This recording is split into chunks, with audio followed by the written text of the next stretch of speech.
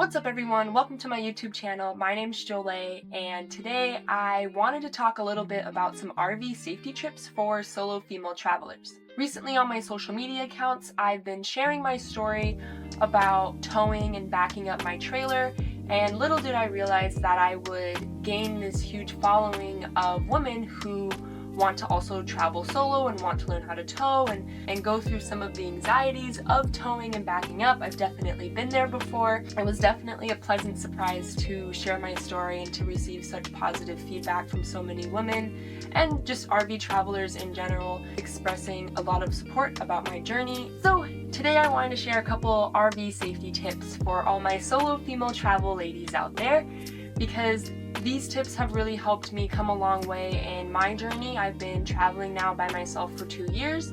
Of course, throughout those 2 years, I have gone on trips with my mom, my sister, my best friend.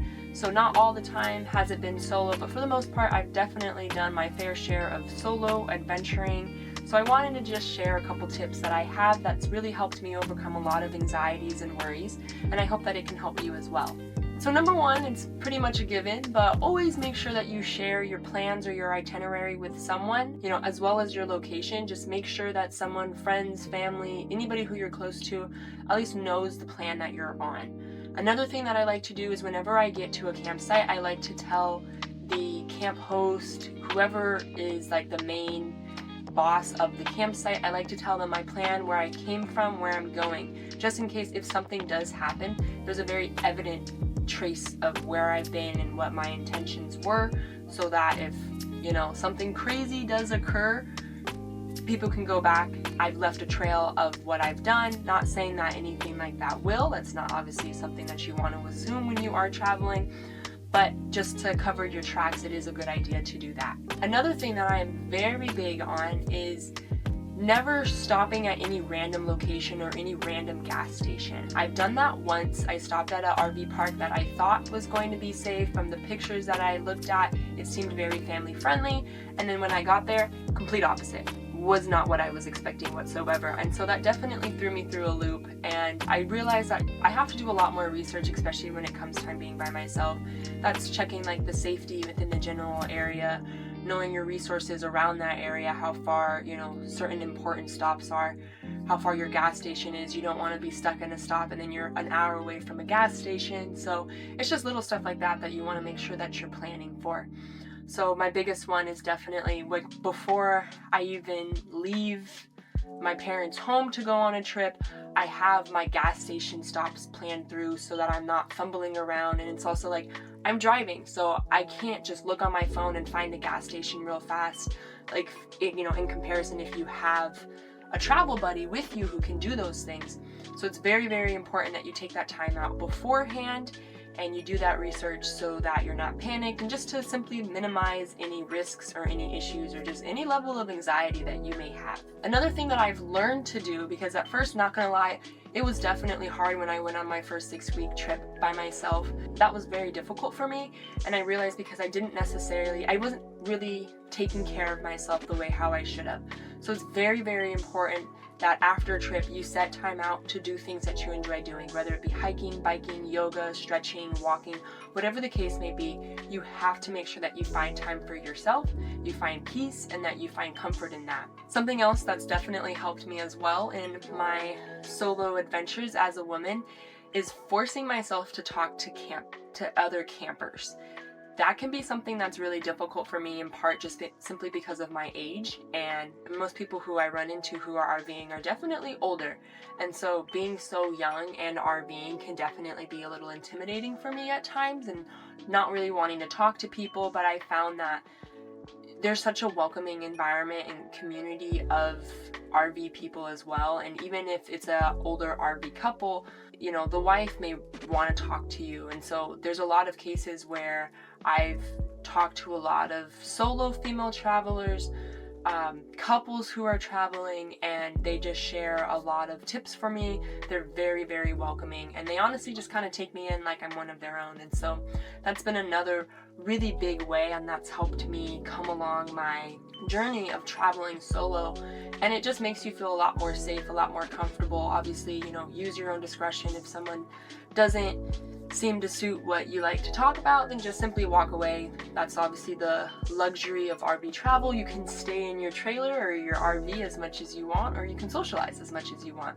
But I've definitely found that socializing can be very, very helpful. Another thing that I do, which is obviously pretty self-explanatory, is that at first I used to plan out a full 6 weeks of my travels, and it was constant moving, constant planning, constant going, always thinking. And I didn't realize on how much of a toll that was going to take on my mind and my body.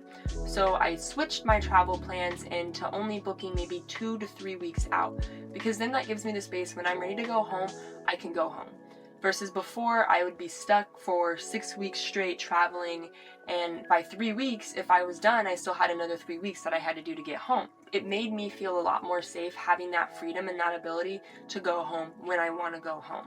So I would definitely recommend not booking too far in advance, just in case, especially if you're just still, pushing your limits and seeing what you can and can't handle. It's very, very helpful for you to give yourself that space to go back home when you want to go back home. So being a solo female traveler definitely comes with some pros and cons. You can get a lot of encouragement from people. More recently, I've been getting a lot of props on when I do back up into my campsite. I've been having camp hosts come up to me and other campers saying how impressed they are that I can do it in one go, or that particular spot some people struggle a little bit more with. So those are some things that definitely give you a little bit of a confidence boost and can make you feel safe in that environment. But at that same time is obviously not everyone's going to be as friendly. Not everybody is there to make friends. Sometimes there are people, giving looks of judgment, and at the end of the day, it doesn't really matter, but you do have to make sure that you take into account your own safety. People will come up to you. People will ask you for help. If you do not need help, do not say yes. And sometimes there's times when, oh, this person seems nice and they're just trying to help me. At the end of the day, if you're perfectly comfortable at doing something yourself, do it yourself, because that's the whole point as to why you're doing this. You don't necessarily always need help. And for me, it's definitely taught me resilience and independence, which I think is definitely a very big bonus in just paying attention to your own safety. A few other things that I like to do is I make sure that I set up multiple chairs at a campsite. I don't want people to know that I'm the only one. I set up multiple pairs of shoes, so I definitely try to make it seem as though I am traveling with somebody. You definitely want to make sure that you do your research about the RV parks that you stay at. I love staying at RV parks that are gated, that have security going around, that just definitely focus and prioritize safety, family-friendly. RV parks are also huge. If they're having kids going around the street, it's probably fairly safe for a female to be by herself as well.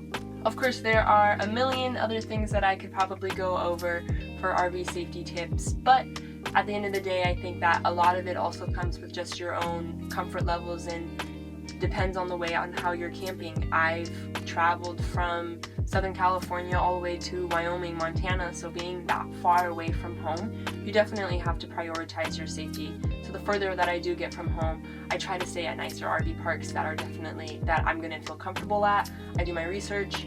I try to stay by national parks. Those are always fairly safe. And when I'm at a campsite and I'm going to the grocery store, just small things, being by myself, you're vulnerable at the end of the day, and if something gets stolen, you might get stuck. And so I just follow little safety tips of putting my purse underneath my jacket, just certain things to help give me that sense of security that I have a backup plan, I know how to get myself out of scenarios. So yes, there can be a lot of anxiety in traveling solo as a woman, but at the end of the day is that it can also be very limiting if you choose to let those anxieties panic you and concern you and stop you from achieving the goals that you want to achieve. There are safe pockets in there, there are safe spaces in there, you just have to find them and you have to be smart. So with that, if you have any comments, suggestions, ideas, or any other RV safety tips that you follow as a solo female traveler or that you've heard from other people, please always leave them in the comments below for other people and myself to learn more and to maximize and keep our travels safe. Thank you for watching, and make sure to hit that like and subscribe button and share this video with whoever else you think will find this useful. I'll see you next time.